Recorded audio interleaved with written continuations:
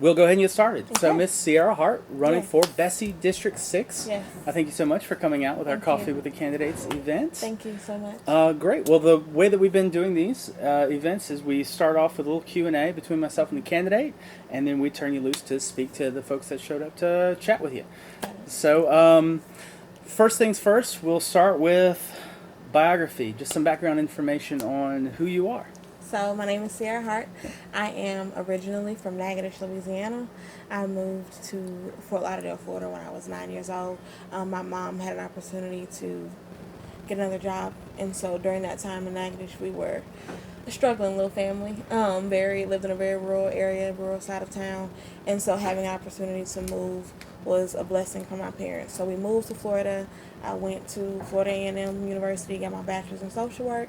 Knew that I wanted to move back to Louisiana because that was always home for me. Mm-hmm. I just missed it coming home every summer. Like, my family was all here, my godparents, uncles, grandmother, and grandfather at the time. So, like, was trying to find a way to come back to Louisiana. I came back to teach, and Yeah. I've been teaching for 3 years. I teach Louisiana history, and it's been just amazing ever since, and I'm just happy to be back home.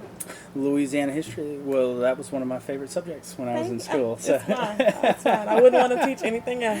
Yeah, it was always a lot of fun. I remember when we had to memorize all the parishes and Yes. stuff like that. Yes. But yeah, that was a lot of fun. One of the first questions that I ask all the candidates that are running for the various races they're running in is, why BESE? Why are you running for BESE? Why not, a school board position or, something legislatively? What makes BESE the sweet spot for what you want to accomplish? So for me, I'm a teacher first. Sure. Before anything else, and I organize community members outside of school. So I would go to school board meetings, and I would engage parents and families on different issues, from BESE to quality funding to just special education laws that were coming up. And what I noticed was that a lot of times I would get, well, that's a BESE question. That's a BESE question. Mm-hmm. And so my question was, who is she? Can I call her? Because I didn't know that was the acronym for the State Board of Education. And also what that revealed for me was that there was a void in knowledge on what they did, who they were. Our parents didn't have access. The meetings are at odd hours. Just a bunch of things that led me to understand there wasn't a teacher voice there. There wasn't a family voice there, a community voice there. So I said, that's what I want to do. I want to run for BESE because I don't want people to ask, who is she or what do they do. I need to be able to bridge the gap between that state level and our local offices and our parents and family members, so they're aware of what's going on. And I believe that BESE will be the way to do that, especially because they create so many policies across the board for Right. the entire state, and then that directly affect me as an educator and my friends and my students. So I thought that was the way to go. Yeah, absolutely.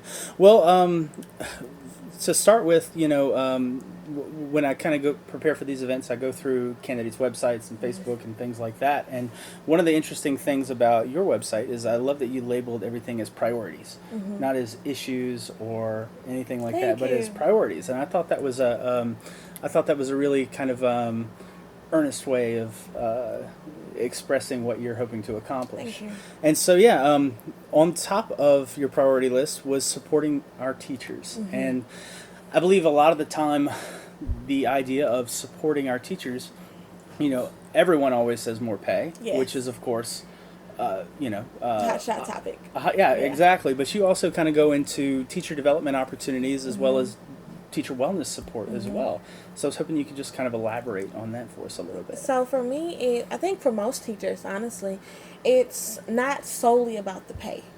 And I think that is it's an assumption that when we address teacher shortages, the first thing we need to think about is increasing pay. And yes, that is so important. We do need to be paid what we are worth. But the amount of opportunities that we have to develop professionally are very limited in the state Sure. of Louisiana, unless you are a mentor teacher or a content leader. The times where you can congregate with other teachers is limited to once a year during our summer training program. Yeah. And so for me, I'm a third-year teacher. I'm very new to the game. I'm always reaching out to veteran teachers or finding groups on Facebook or Yeah. something so that I can get some kind of training and development on my subject. And I know that there are so many teachers who would like those opportunities. So what I would like to see at a state level is that we increase the amount of professional developments where teachers actually want to attend, where it's not like boring, draining, things that we really don't care about, but like maybe there being a series of training sessions once a month that we can pick from or congregate of monthly meetings with social studies teachers or ELA teachers, and just Yeah. implementing a policy across the board where teachers have a forum that they can attend where they can learn different things. And how can we implement professional development on a level where teachers feel like they're constantly being supported? Our students learn differently. We need resources to teach them differently, and right now it's very limited in what we have. And so for wellness, as a teacher, we don't have self-care days. We have the allocated days that we are given depending on our district or our schools. And I think that self-care day should be mandated inside of the allotted days that we are given to be taken off. And right now it's like you get 8 sick days or leave days, or you get 12, and then that's it. But giving that wellness back to the job, letting teachers know that like we wear so many hats, and so sometimes we just need a day, and Right. we should be able to take that day and not be scrutinized. I know so many teachers who feel as if we take one day, the world is going to shut down, and we fear what will happen if we're not there in the classroom. So like not having that fear, or not feeling like we'll be given consequences for taking off, which I know is also a big cultural thing here. Feeling as if we'll be reprimanded if we take a day off. Like Right. we have to be there every single day. Testing is coming up. This. So implementing wellness policies, self-care development, all the things that help make a whole person. Right. I think we should implement on a state level. Yeah, that's great. And yeah, like you mentioned, the issue of pay is the hot issue, but it is so much more than that, because It like you is. said, teachers don't become teachers for the pay. They don't. Right. They don't. No one becomes a teacher to be rich. But the opposite side, no one wants to be poor as a teacher Right. either. And so I thought that kind of segues perfectly into another issue that you kind of brought up in your list of priorities, and that's the idea of classroom supplies Yes. and support for getting the needed classroom supplies. Yes. Because I know as a bookstore owner, we have so many teachers that come in here and spend hundreds of dollars Yes. on their classroom libraries. Yes. And I know every teacher that every teacher that I'm related to, they go out of pocket All the time. for all these kids that they're teaching. And so, And yeah, I think for us, it's second nature. It's Yeah. like, I'm not going to beg anyone to give it to me. If my kids needs pens, pencils, rulers, maps, I'm going to just give it to them. But it should not always be our responsibility to take care of our students, or the assumption on our parents to be able to do that. Our parents work so hard, and our teachers also work so hard. So what I believe is that there should be a procurement card given to teachers from districts, and that procurement card would have a certain amount on it based on if you are a paraprofessional, teacher support, or a teacher. And Mississippi does it. They give their teachers about $400, $350 to $400 every year to help with supplies. And I've talked to some of them, and they say it's a great help. And Yeah. so what I believe is we shouldn't have to come out of pocket for something as simple as pencils, pens, markers, craft supplies. Like, for instance, my kids this year did a project using clay for Poverty Point Native Americans. That was something that I begged my school to purchase for me. Thankfully they did, but I would have had to purchase that myself, and I would have had no problem doing that. Same thing with field trip expenses. Sometimes we're fundraising for these things, or Right. we are getting hundreds of pencils over the summer. We're making Amazon lists to be able to fill these needs. There's even like a trending topic on Twitter called Clear the List, where they're helping all these teachers get all the supplies that they need. So instead of utilizing all of these additional methods, how do we create it where states focus on getting teachers the supplies and the resources that they need beforehand, and then those other options are like alternatives. Right now it's like the main goal to get your funding is through Amazon or through Cash App or any of those additional resources. To me, that should be like second, instead of being the first thing, and our state giving us the actual funds to be able to do so, or partnering with local businesses to do so, should be first, which I think we could do. Yeah, absolutely. I know the amount of hustle that teachers have to Yes. to do fundraising for the different things you mentioned, like supplies and field trips and things like that, it's essentially a second job. It is. Yeah. So, you mentioned in your introduction that you're a teacher first, Yes. and you have a degree in social work. So that definitely provides you with kind of a unique perspective It does. on another one of your policy priorities, which is creating culturally responsive schools. Yes. So, what sort of influence does your background in social work? That's a great question. How does that inform it? That's a great question. Yeah. So, I knew from when I was a child that I wanted to be in public service of some way, some shape, some form. I've always loved politics, but I've also always loved people. So I had to figure out a way to combine the two. Yeah. And when I got my degree in social work, I interned at the Florida Public Defender's Office. And so interning there under the social work division, I got to talk to inmates every single day from 9 in the morning to 5 p.m. And what I recognized was that there was a gap in the amount of education they obtained, but there was also a gap in those who understood what they were going through. And so what I wanted to think about was, in our schools, what similarities do I see? A lot of times discipline problems come from not a child being inherently bad, but having trauma. And Sure. that trauma then inflicts the vibe in the classroom. The culture in the classroom is then changed because of the trauma that that child experienced, and now they are flashing out or lashing out because they don't recognize how to deal with that trauma, and neither do teachers, because we aren't properly training them to be able to do so. A lot of teachers will say they're social workers, moms, dads, counselors outside of just teaching as well. So what I would like to do is look at how can we create cultural responsive schools to where we have curriculums, but we also have social emotional learning in schools, a social emotional wellness counselor, or we give funding to hire more counselors in the schools so that they understand the needs that children bring into the classroom every single day.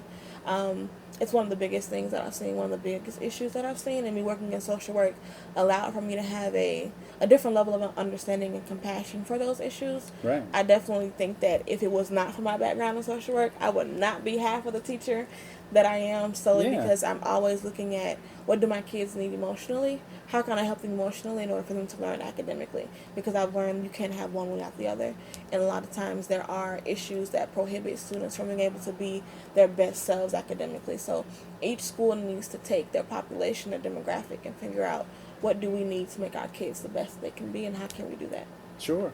So kind of another side of that coin is talking about getting parents and families more involved and engaged in the education process. So what sort of policies as a BESE member could you pursue that would encourage that? So the first thing I think is, right now the access to the BESE meetings is very limited. Live stream sometimes goes out. The timings. Oh, I've looked at their that website is not very good. And it's not, the website isn't user friendly. The times are very weird. You have, my parents are working class families, and I know my mom was working class mom. No matter what she wanted to do, she would be at work. So the times that they have meetings are not accessible to parents. So the first is to increase family and parent engagement on a policy level. How do we meet parents where they are instead of forcing them to come to the BESE meetings? So creating different outcomes or initiatives for parents to be able to attend meetings that are in their neighborhoods, in their communities, sending out newsletters, changing the format of the website so that it's more user-friendly, but also implementing policies across the board that increase parent engagement. So recently this year they created a bill where they wanted the superintendent to have a meeting at every school for stakeholders and parents about the school improvement plans. It's something as simple as that. We're mandating that schools have multiple meetings throughout the year where you're telling parents and families what's happening throughout the school. And then the same way, I think if BESE can mandate that school districts do the same, then as a board we should do the same. We should mandate that there are meetings happening locally, especially with districts like mine where there are 6 parishes in one district. There is a deficit of needs in rural Bogalusa compared to what is needed in Baton Rouge. So having one meeting in one central location, to me, doesn't address the needs that our parents and community members may see. So how do we bring the issues to them? How do we increase that communication to where there is a void field instead of assuming that they can meet the meetings at the time? So creating policies, and also just creating a culture around improving family and student engagement. Right. So of all the teachers that I know, when I ask for feedback on what we should be asking BESE candidates, one of the top priorities among teachers was about the Compass teacher evaluation system. So what are your thoughts and feelings on that? So as a teacher, just a few weeks ago we got our Compass and our VAM score back, and I was just like, want to go home and watch Lifetime and eat ice cream, because this to me does not reflect the work that I do in my classroom. I have 142 children that I teach. Last year I had 132 children that I taught. So there is so much that goes into being a teacher outside of a score. And with the Compass evaluation, it is either highly effective or ineffective or emerging or proficient. And I don't believe that we should be boxed into these categories based off of a rubric. There are so many other things that go into being a great teacher. There is the relationships that you build outside of school. There are those one-on-one conversations that happen in the classroom. The small group planning that isn't being seen or can't be allocated or annotated on a compass evaluation rubric. So what I would like to do is redo the evaluation system, get teacher input on a broad level from every scope of not just my district but across the state, because what I recognize is in different areas teachers have different needs and different responsibilities. So why are we holding our teachers all to the same standards when there are different roles that require different things? And I think that our compass evaluation system should evaluate that and look at what exactly our teachers doing on a day-to-day basis. So can I get a holistic view of what a teacher is doing, instead of one time out of 6 months I get one visit, unplanned and planned, and hopefully your lesson goes right for the day, and you literally have to wish for the best.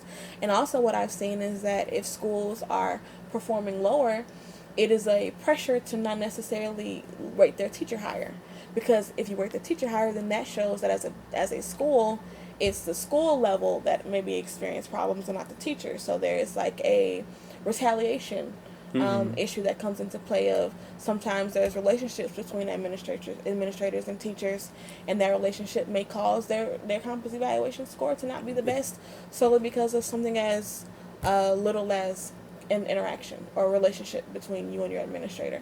So how do we look at a teacher holistically? How do we get multiple? I think there should also be multiple viewers of compass. Right now there's one score and there's one person that views your classroom. That is that one score that goes in. So if we could have like 3 people that would view, so it would at least be a fair picture, and you would have different days. And maybe for me, I teach 5 classes, so one class is very different than the other. They require different things. How do we get a full view of what a teacher does without limiting them to a 4-scale rubric? So it needs to be changed, evaluated, and fixed. Right, yeah. And as you mentioned earlier, just, teachers aren't just operating as teacher and educator of the course material that they're covering. They're also acting as parent in some instances. They're acting as social worker in some instances. They're acting as friend in some instances, whatever the child actually needs. And so, to kind of, that's one of the big things that I've kind of been educated on throughout this whole process too, is hearing all of that feedback. It's been really interesting to me. But yeah. So some other questions that I have for you, specifically, everything that we've been talking about is kind of education related, but there are some things I believe that are kind of BESE related, that are kind of more, I suppose, on the political side of things. Not so fun topics. Yes. And so, let's kind of touch on those a little bit. And so, they're issues that people have strong opinions about. And so let's get your take on them. Charter schools. I thought it was interesting in your list of priorities. One of the things that you mentioned specifically was that you were against the expansion of for-profit charter schools. Tell us about for-profit versus non-profit, but also how you kind of balance it with public education. So what I believe is that there should never be a goal to obtain funds when you are educating a child, solely because your first focus should always be the education of that child. And human nature is human nature. And when those aspects of monetary gain come into play, it muddies not only the education of the child, but the intentions of your program or your school. So what I recognize is that you can have amazing teachers in a building in a for-profit charter school, but when there are other entities that play a role in that building, now not only are the teachers being hurt by those decisions, but also the kids. And so how do we limit it to where there are not for-profit charter schools? Because a lot of times it's a trickle-down effect of higher leadership and their decisions affecting that of their teachers and their students. So if they're eliminated, then that wouldn't be a problem. In regards to nonprofit, to where your goal is to educate the child and to put them at your forefront, and then legally you aren't able to break certain rules. But on both sides of the coin, nonprofit and profit, there needs to be changes.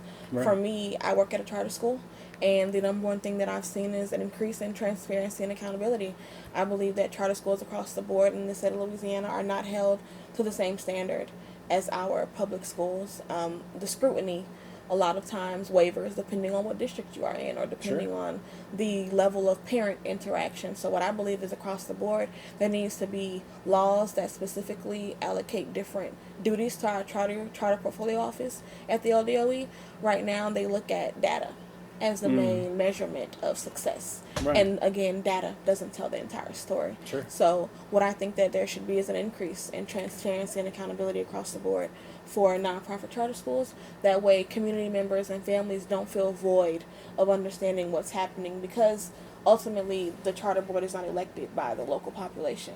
So there is a deficit in communication there immediately, because in some cases you have democracy is not being given to the local community because charter boards are appointed by those who work for that charter. So in order to combat that lack of democracy, include families and communities into not only just the day-to-day operations of your school, but make it an open door policy to where families and community members feel comfortable being able to not only talk about issues or things they experience at that school, but there's also a window to be able to do that.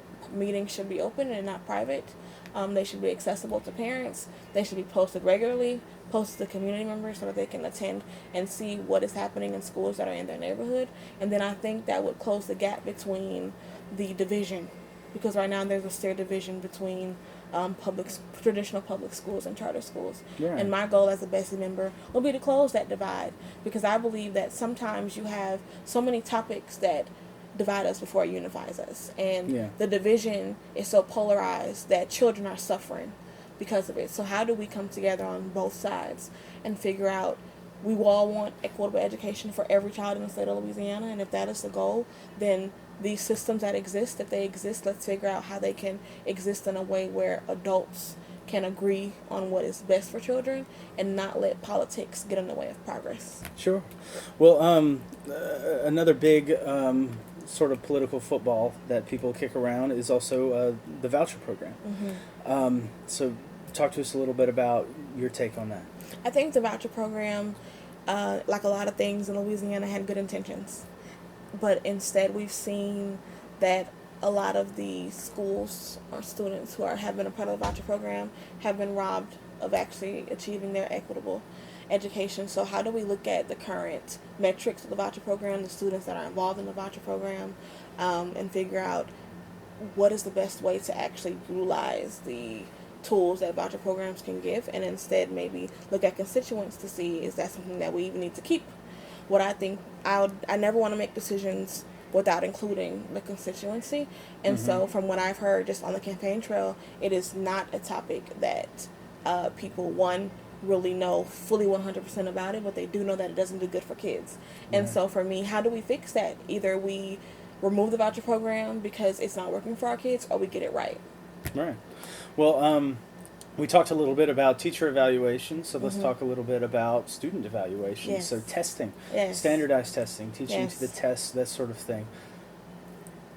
So for me, that is probably one of the highest topics that I've talked about throughout the entire campaign trail, because it completely changes the way you have to teach.